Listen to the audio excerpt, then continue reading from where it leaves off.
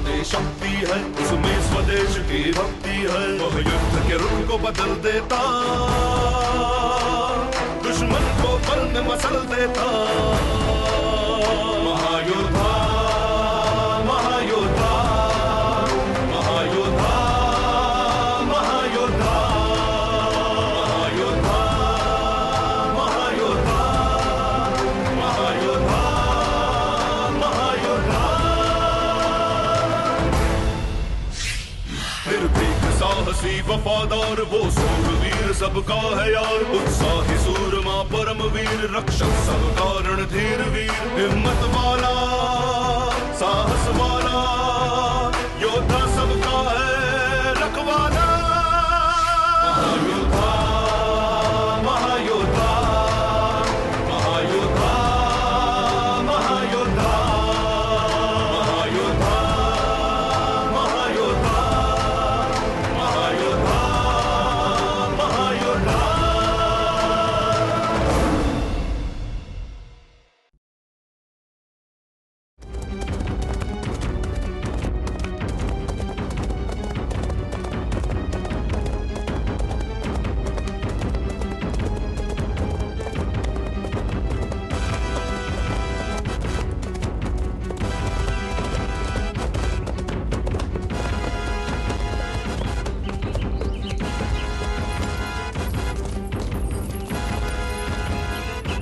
हमें विराट के बड़े भाई से मिलना है।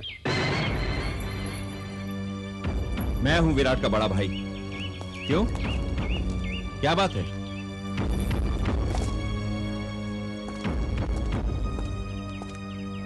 बधाई हो, आपके विराट राजधानी के नगर प्रमुख नियुक्त किए गए हैं। नगर प्रमुख? ये क्या होते हैं? नगर प्रमुख का अर्थ है राज दरबार का विशेष अधिकारी, राजधानी का मुखिया। हमारा विराट राजधानी का मुखिया बन गया? जी हाँ, उन्होंने आप दोनों को प्रणाम भेजा है। मुखिया बनते ही उसने हमें प्रणाम भेजा। विराट स्वयं क्यों नहीं आया? अरे अभी अभी तो नगर प्रमुख बना है, अभी कैसे आता? आ जाएगा। वैसे भी उसे गए हुए अभी दिन ही कितने हुए हैं। क्यों, इतने दिन के लिए भी वो हमसे कभी अलग रहा? पता नहीं कैसा होगा, किस हाल में होगा। नगर प्रमुख वहाँ बहुत प्रसन्न है। वो महाराजा के विशेष अतिथि हैं। उनकी चिंता करने की कोई बात नहीं। कोई बात कैसे नहीं? उसकी चिंता करने वाला हमारे सिवा और कौन है? अच्छा अच्छा, राज दरबार से खुशी की खबर आई है, कोई चिंता की खबर नहीं आई। और विराट की सफलता का तो पहला समाचार है ये। भगवान को प्रसाद चढ़ाकर गुरुदेव और सुनैना को भी शुभ समाचार सुना दे।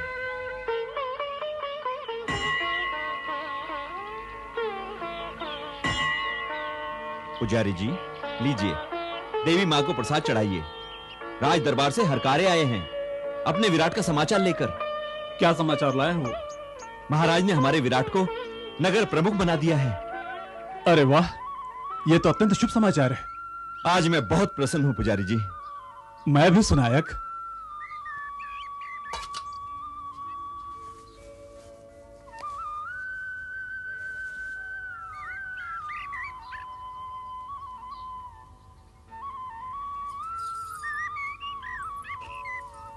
प्रणाम पुजारी जी।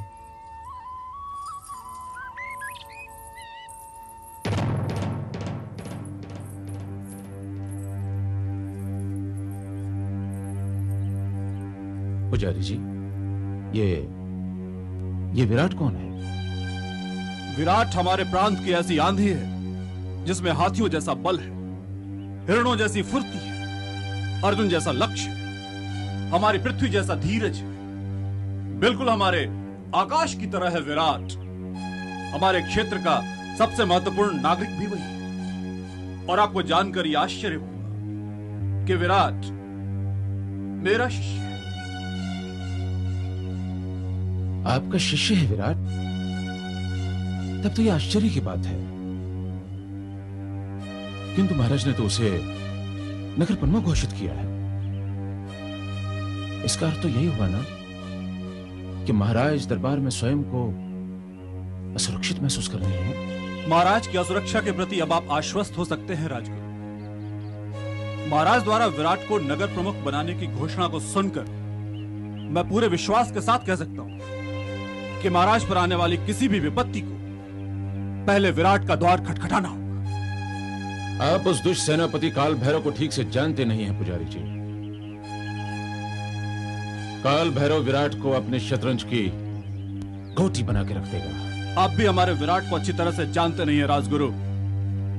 विराट काल भैरव को उसी की गोटियों से परास्त कर देगा, आप देख लेना। बहुत विश्वास है आपको अपने एक शिष्य पर। एक होकर भी वो 100 से कम नहीं है मीनाक्षी। किंतु काल भैरव की मुट्ठी में राज्य की 2/3 सेना है और हमारे विराट की कमर में लटकी एकमात्र तलवार है, किंतु उसके सीने में ज्वालामुखी की आग है और आंखों में 7 समंदर के बराबर साहस, जिसके सामने पड़ते ही शत्रुओं की सेनाएं वार करने से पहले या तो हथियार फेंक देंगी या भाग खड़ी होंगी। आपका विराट मानव है या फिर महामानव? हो सकता है कल को वो महामानव भी हो जाए। जिस राज्य में शतरंज की विसात काल भैरव ने बिछा रखी हो, उस राज्य में महामानव तो क्या, मानव ही बने रहना बहुत मुश्किल है उस दुष्ट काल भैरव के सामने। शतरंज के खेल में कोई मोहरा अपनी चाल खुद नहीं चलता है दुर्जन, उसे आगे बढ़ाना पड़ता है और तुम लगातार पीछे हटते जा रहे हो। मैं तो उसी दिशा में आगे बढ़ता हूं सेनापति जी, जिस दिशा में चलने की आप आज्ञा देते हैं। मेरी तो चारों दिशाएं आप ही तय करते हैं। चुल्लू भर पानी में डूब मरो दुर्जन। मैंने सिर्फ तुम्हें 2 ही कार्य सौंपे थे, ना ही तुम राजगुरु का पता लगा पाए और ना ही विराट को राजधानी में प्रवेश करने से रोक पाए। अब विराट इस राज्य का नगर प्रमुख है। जानते हो इसका अर्थ क्या होता है? विराट को तो हम ठिकाने लगाने वाले थे सेनापति जी, परंतु महाराज ने स्वयं उपस्थित होकर सारा खेल चौपट कर दिया। और तुम कुछ नहीं कर सके, यही ना? इतने सारे सिपाही और एक आदमी को नहीं रोक सके। एक आदमी को। आप उसकी चिंता मत कीजिए सेनापति जी। उसकी चिंता नहीं करूं तो क्या तुम्हारी चिंता करूं दुर्जन? विराट का नगर प्रमुख बनना हमारे प्रति अविश्वास की पहली सार्वजनिक घोषणा है। कितनी कठिनाइयों से हमने सारे प्रमुख दरबारियों को अपने विश्वास में लिया था, ये क्या तुम नहीं जानते हो? मैं जानता हूं सेनापति जी। सब कुछ जानते हुए भी तुम किसकी प्रतीक्षा कर रहे थे दुर्जन? राजगुरु की पुत्री मीनाक्षी राज दरबार से नहीं, हमारे शयन कक्ष से गायब हुई है और उस वक्त राजगुरु तुम्हारी देखरेख में बंदी थे। सोचो दुर्जन, सोचो, अगर राजगुरु भी विराट की तरह राज दरबार में पहुंच गए तो क्या होगा? मैं अपनी बहन को क्या मुंह दिखाऊंगा? राजगुरु का राज दरबार में पहुंचना इतना सरल नहीं है सेनापति जी। हमने अपने सिपाहियों को आदेश दे दिया है कि राजगुरु और उनकी पुत्री मीनाक्षी की देखती हत्या कर दी जाए। आदेश केवल आदेश देने के लिए नहीं होते दुर्जन, आदेशों का पालन होना चाहिए। विराट को मिलने वाले नगर प्रमुख के गौरव ने मेरी रातों की नींद और दिन का चैन छीन लिया है। आप चिंता मत कीजिए सेनापति जी, विराट को मैं बहुत दिनों तक नगर प्रमुख का गौरव हासिल नहीं करने दूंगा। तुम्हें ऐसा ही करना होगा दुर्जन, वरना तुम बहुत दिनों तक हमारे साथ रहने का गौरव हासिल नहीं कर पाओगे। तुम्हें विराट की एक एक गतिविधियों पर नजर रखनी होगी। कहां जाता है, किससे मिलता है, क्या करता है। मुझे विराट की एक एक सांस की खबर चाहिए।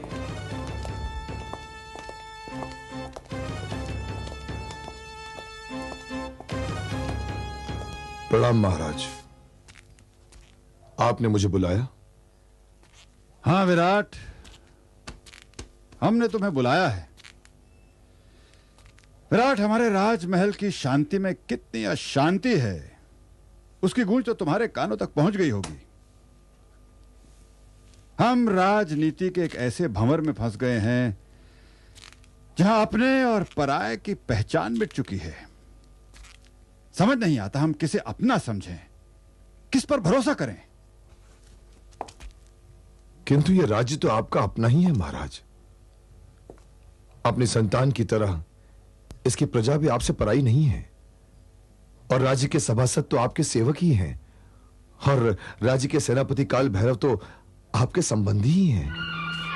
कुछ दिन पहले तक तो हम भी यही कहते थे, हम नहीं जानते थे कि राजनीति रक्त के संबंधों पर नहीं बल्कि शासन और सत्ता की भूख पर टिकी हुई है।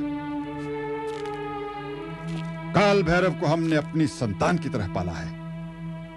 उसे वो सब कुछ दिया है जो एक पिता अपने पुत्र को दे सकता है, किंतु आज सत्ता के मोह में आकर वो अंधा हो चुका है। प्रजा के मन में वो हमारे प्रति घृणा का विष फैला रहा है। आप तो महाराज हैं, महाराज, राज्य के स्वामी। जनहित आपके लिए सर्वोपरि है। प्रजा के हित में तो आपको सारे अधिकार प्राप्त हैं महाराज। विराट, हम अपने अधिकारों के प्रति सतर्क नहीं रह पाए, इसीलिए अपने अधिकारों पर हमारा बस नहीं रहा। महाराज, यदि आपके अधिकार आपके बस में नहीं रहेंगे तो प्रजा का क्या हाल होगा? इसी विषय पर विचार विमर्श करने के लिए तुम्हें यहां बुलाया है विराट। हमारे राज दरबार में बस एक राजगुरु दत्तात्रेय थे, जिनके परामर्श पर हम सही और गलत का निर्णय कर पाते थे।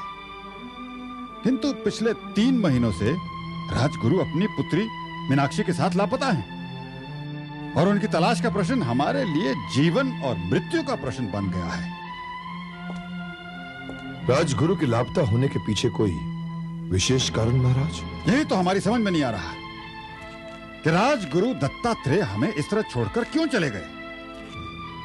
हमें तो इसमें कोई बहुत बड़ा षड्यंत्र दिखाई दे रहा है। हमारे और प्रजा के बीच में अविश्वास पैदा करने का षड्यंत्र, हमारे राज्य को विद्रोह की आग में झोंक देने का षड्यंत्र। और विराट, इस आग पर काबू पाने के लिए हमें तुम्हारी सहायता की आवश्यकता है। विराट की हर सांस पर आपका अधिकार है महाराज। आप विराट को आज्ञा देकर तो देखिए। विराट, आज्ञा देने से पहले हम बस इतना जानना चाहेंगे कि हम तुम पर कितना विश्वास कर सकते हैं। विराट पर आप इतना विश्वास कर सकते हैं महाराज जितना एक आंख दूसरी आंख पर करती है, जितना एक पक्षी अपने पंखों पर करता है, जितना एक शिकारी अपने निशाने पर करता है। हमें तुमसे यही आशा थी विराट। अब हम निश्चिंत होकर इस राज्य की पहली जिम्मेदारी तुम्हें सौंपना चाहते हैं। आप आज्ञा दीजिए महाराज। सबसे पहले तुम पता लगाओगे कि राजगुरु दत्तात्रेय कहां है। आपकी ये चिंता आज से विराट की चिंता हुई महाराज। राजगुरु दत्तात्रेय जहां भी होंगे पूरे आदर के साथ मैं उन्हें आपके पास ले आऊंगा। अब मैं जाने की आज्ञा चाहूंगा महाराज।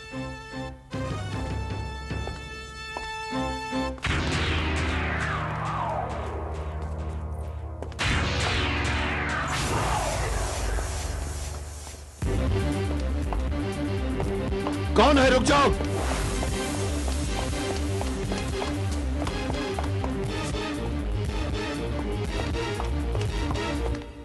तुम लोगों ने किसी को यहां से भागते देखा? नहीं। झूठ बोलते हो तुम। दरबार के प्रहरी को तो सुई के गिरने तक की आवाज सुनाई देनी चाहिए। आंखों के सामने से गुजरती हुई हवा तक दिखाई देनी चाहिए।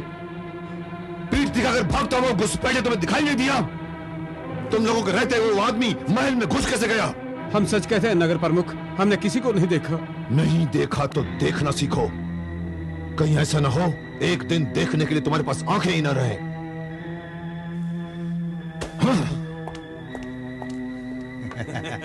सिपाही जिसका नमक खाते हैं ज्यादा, उसके पति ज्यादा वफादार भी होते हैं।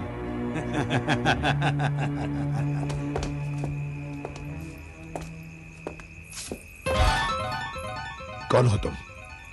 मैं जो भी हूँ, पर वो नहीं हूँ जिसे आप खोज रहे हैं। आपका चोर उस तरफ गया है। जाइए, अभी वो बहुत दूर नहीं गया होगा। जाइए जाइए।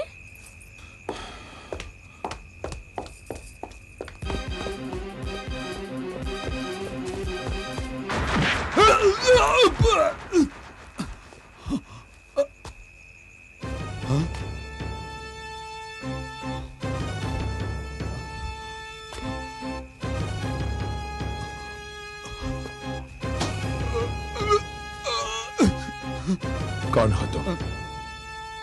किसके आदमी हो तुम? महाराज के कक्ष में आने की तुम्हारी हिम्मत कैसे हुई? बताओ, किसने भेजा तुम्हें? लगता है तुम अपना मुंह नहीं खोलना चाहते, लेकिन मुंह तुम जरूर खोलोगे। विराट को चट्टान का मुंह भी खुलवाना आता है। आओ मेरे साथ।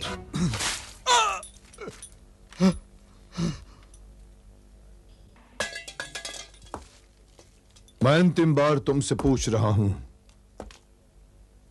किसके आदमी हो तुम? किसके कहने पर तुमने महाराज के कक्ष में कदम रखा था? ठीक है, यदि तुमने न बोलने की सौगंध ले रखी है तो मैं भी तुमसे कुछ नहीं पूछूंगा।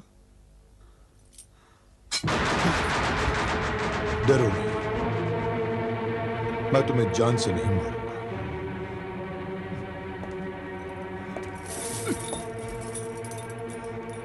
जो गुप्तचर अपना मुंह नहीं खोलता, उसे जान से नहीं मारना चाहिए।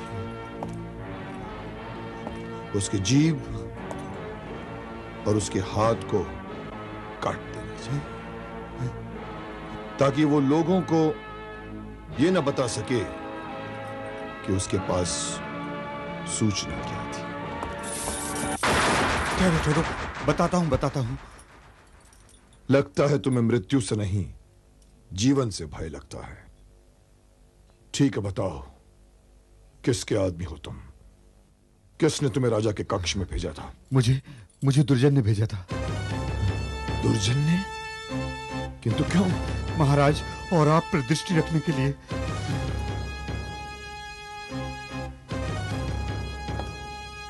महाराज पर दृष्टि रखने के लिए? राज्य के एक सिपाही ने महाराज और मुझ पर दृष्टि रखने के लिए एक गुप्तचर को महाराज के कक्ष में पहुंचा दिया। ये कौन से चक्रव्यूह में आकर फंस गया मैं?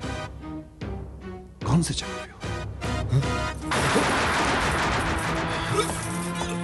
गुप्तचर, गुप्तचर, नहीं, नहीं, नहीं गुप्तचर, नहीं, नहीं, नहीं गुप्तचर, नहीं, नहीं, नहीं।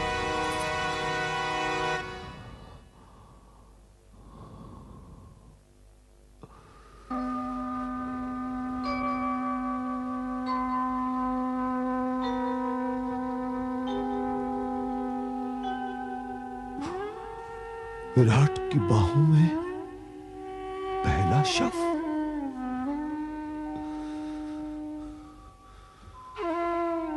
ये कैसी भूमि है? जीवन का ये कैसा अपमान है? कैसा तिरस्कार है ये?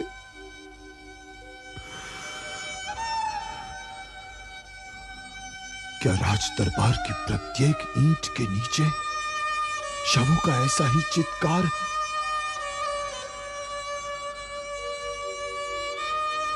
क्या यही है नगर का जीवन, जिसका प्रमुख मैं हूं?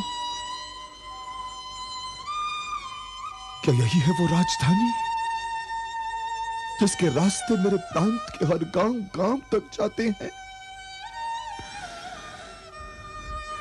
यात्रा का ये कैसा आरंभ है? क्या सचमुच इस चमचमाते स्वर्णिम प्रकाश की किरणें रक्त रंजित हैं?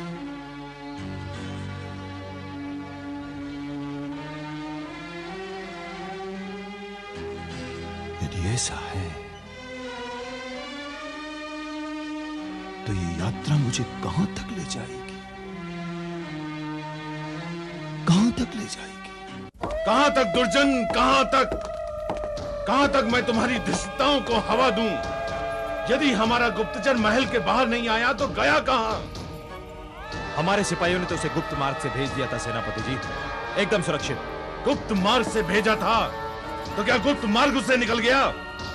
दुर्जन, तुम्हारी गुप्त बातें लगातार मेरी समझ से बाहर होती चली जा रही है। तुम नहीं जानते कि राजमहल के भीतर हमारे गुप्तचर के गायब हो जाने का क्या अर्थ होता है। परंतु वो हमारा सबसे चतुर और मजबूत गुप्तचर है सेनापति जी, और मुझे उसमें पूरा विश्वास है। तुम्हारे विश्वास के इतने प्रमाण देख चुका हूं कि मेरा मुझ पर से विश्वास उठता जा रहा है। राजमहल के चप्पे चप्पे पर हमारे सिपाहियों के रहते हमारे गुप्तचर की सूचना हमारे तक नहीं पहुंचने का यह अर्थ होता है कि शत्रु कोई चाल बन रहा है जो हमारी समझ के बाहर है। परंतु राजमहल में हमारा कौन शत्रु हो सकता है सेनापति जी? इसी बात का पता लगाने के लिए तो हमने अपने उस सबसे मजबूत गुप्तचर को नियुक्त किया था, जिसका अभी तक कोई पता नहीं चला। दुर्जन, तुमने अपने सैनिकों से अच्छी तरह पूछताछ की या नहीं? मैंने स्वयं अपने एक एक सैनिक से पूछताछ की थी। एक सैनिक ने तामस्य कहा था कि विराट हमारे गुप्तचर का पीछा कर रहा था, परंतु हमारे सिपाहियों ने विराट को बातों में उलझाकर हमारे गुप्तचर को सुरक्षित रास्ते से निकाल दिया था। लेकिन विराट हमारे गुप्तचर का पीछा क्यों कर रहा था? ये तो गुप्तचर के आने के बाद ही पता चलेगा सेनापति जी। दुर्जन, विराट हमारे रास्ते की रुकावट बनता जा रहा है। वो सिर्फ तुम्हारे कारण राज दरबार तक पहुंचा। उसे महाराज तक पहुंचाने वाले भी तुम हो, क्योंकि तुम उसे नगर में प्रवेश करने से नहीं रोक सके, और तुम्हारे कारण विराट इस नगर का नगर प्रमुख बना। विराट का नगर प्रमुख बनना काल भैरव की एक ऐसी हार है जिसके पीछे भी तुम हो। तुम। हमने विराट के चारों तरफ जाल कस दिया है सेनापति जी। दुर्जन, इससे पहले कि तुम अपने जाल में खुद फंस जाओ, विराट के चारों ओर अपने सिपाहियों की चौकसी बढ़ा दो। दिन रात उस पर निगरानी रखो। राजमहल के भीतर चप्पे चप्पे पर एक ऐसा जाल बिछा दो, विराट उसमें मछली की तरह फंस जाए। मुझे हर हाल में विराट चाहिए दुर्जन, विराट।